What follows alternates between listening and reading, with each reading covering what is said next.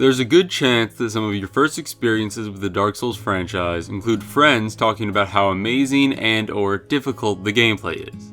I know the only real reason I got into the games at first was because I had some friends who said that the gameplay was so good that it ruined all other RPGs.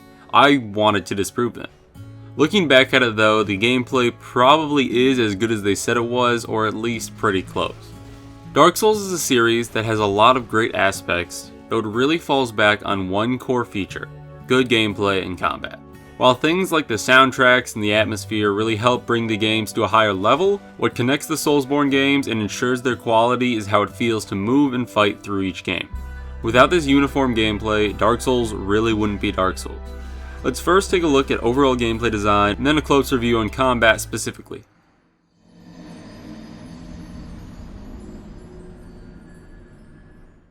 The main reason the gameplay shines so greatly is because of how fluid it is. Running through the world of Dark Souls is one continuous stream. In Dark Souls 1, you play the first half of the game without any fast travel option.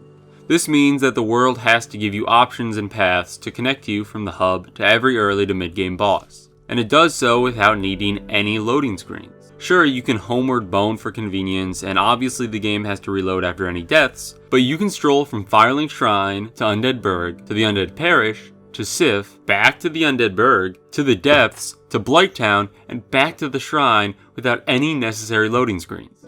Obviously, in a practical sense, you won't do this so fully in your first couple of times through the game, but still that's a huge stream of gameplay and combat without any break or change. To be fair, the most recent game doesn't have quite this level of connection. The hub of Dark Souls 3, also named Firelink Shrine, is locked away behind a loading screen. It's in a different area of the game than the main world. And this is a popular criticism of the game. It takes away from the beloved fluidity. Even still, the game does maintain a stronger connection than most. Comparing it to another popular game, let's look at Destiny. Destiny takes you back to the hub world after every mission to progress to the next. This means that continuing through the main story takes you through a series of loading screens that break up gameplay every time you make significant progress. And the hub zone is third person compared to the game's more default first person combat mode. And even in that combat mode, you have yet another level of different gameplay, that being the Sparrows. The Sparrows are vehicles required to travel the longer distances that are found throughout most of the outer hub areas. Of course, Destiny is a very different game, so things like this have their reasons, and these different levels of gameplay can be a very good thing. I'm not trying to get into a big debate about all the pros and cons of these various features and their appropriateness for specifically Destiny. I just want to highlight the difference because if we return to Dark Souls, we don't have any of that. No interruptions to take us away from the action, at least not nearly to the same magnitude.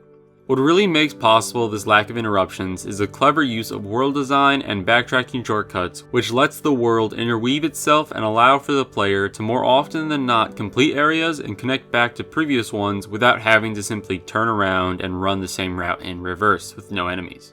It's essentially a much more developed version of the idea that we can see more simply done in Skyrim's dungeons.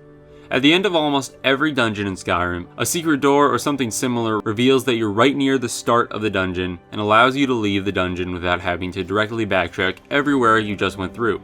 It's an appealing feature that is generally met with a pleasant surprise, at least the first few times it is. Skyrim unfortunately used this too much as a cookie cutter recipe, and too many dungeons had this exact formula of exit, and it got monotonous and kind of repetitive. It wasn't something new after the first 4 times. However, the Soulsborne series takes this whole idea to a much higher level by implementing a more complex version of this throughout the entire worlds of their games, and it's able to avoid the monotony found in Skyrim by keeping their workarounds creative and surprising.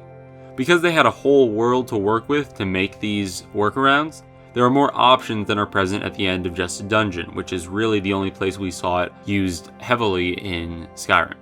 Using a myriad of tools, Dark Souls brings a more continuous experience that facilitates deeper immersion in the gameplay.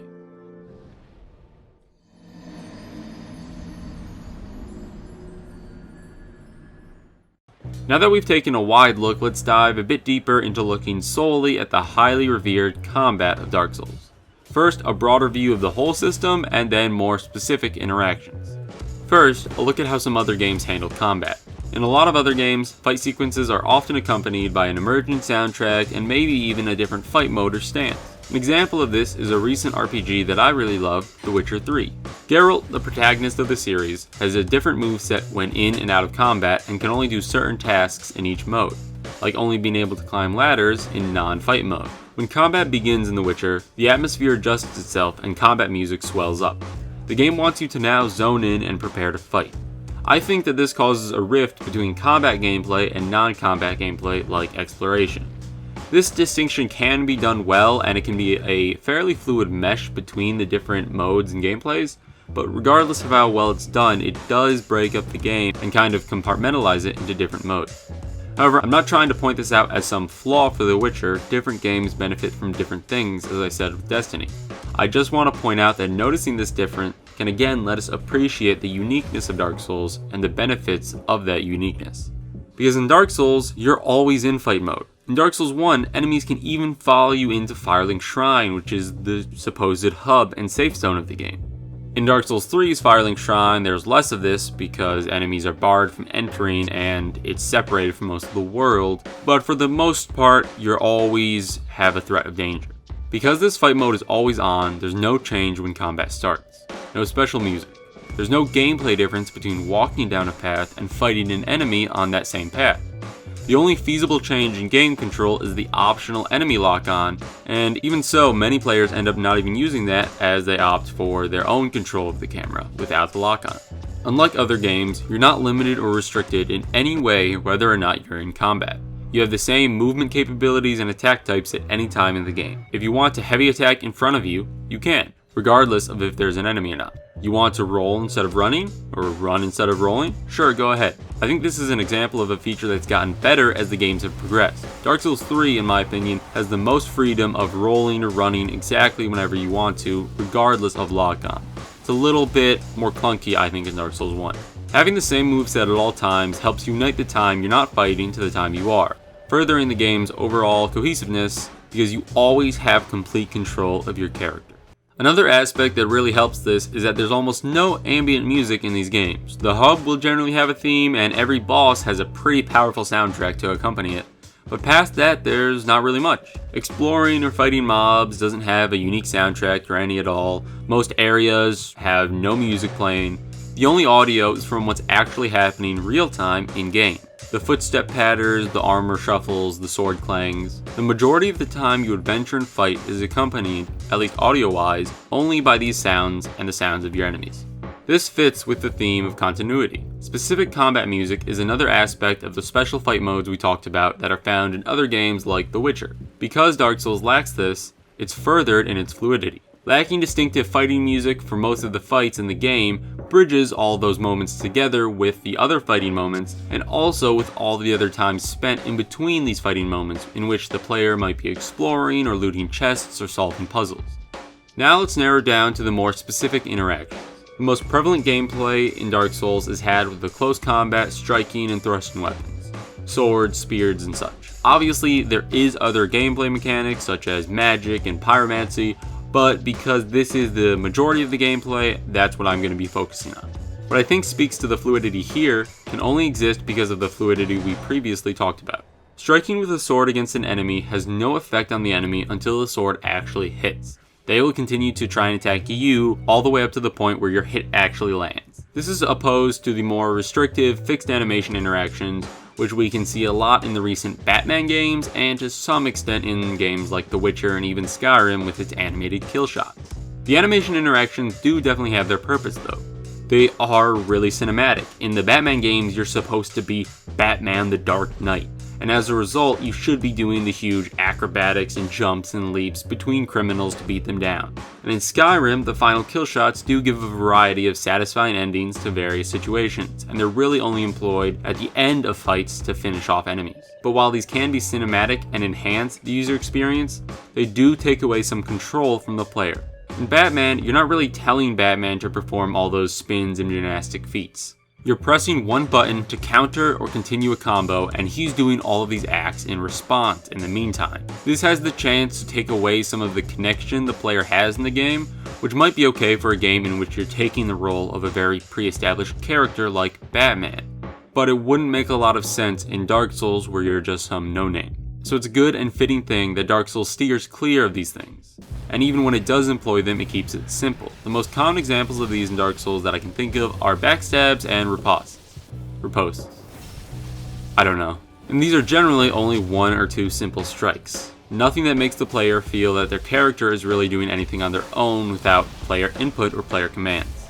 And even killing the Ancient Wyvern, which is the biggest example of this fixed animation attack in the franchise that I can think of, is also just 1 plunging strike into its head. Sure, there's an animation that follows, but your character isn't doing anything special like in Batman.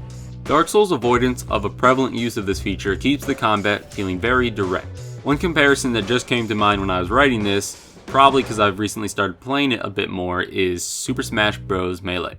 This is a game that has maintained a pro scene despite being 15 years old and having 2 successors because its gameplay, movement, and combat are just so good. It's obviously a very different game as a whole, but it has a lot of similarities to the stuff that we talked about in Dark Souls over this video. There aren't separate modes, it's all just one fighting mode.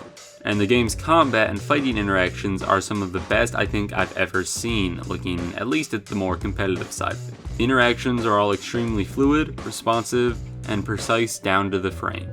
And Dark Souls is able to bring a lot of those same features into a much bigger game that actually has a narrative and obviously a whole lot more features than Smash Bros. Melee.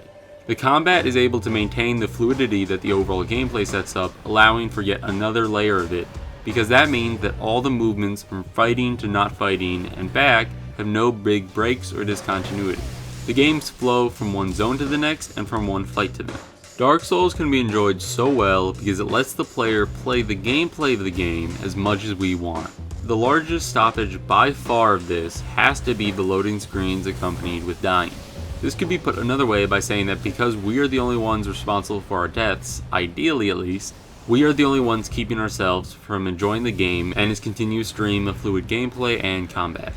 Obviously, the Soulsborne franchise has a lot more than just this one feature that makes it so beloved and praised, but I honestly think that this core feature is paramount for the series and is the real unifying thread between all the games. It's what has kept us all coming back for more, and I can't wait to see how From Software delivers this again in their future titles. Well, I didn't write an ending little spiel, but I guess I should do one. Thank you everybody for watching this video. If you have enjoyed it, please continue to stick around because I like making videos like this, and if you like this video, you probably like my other videos.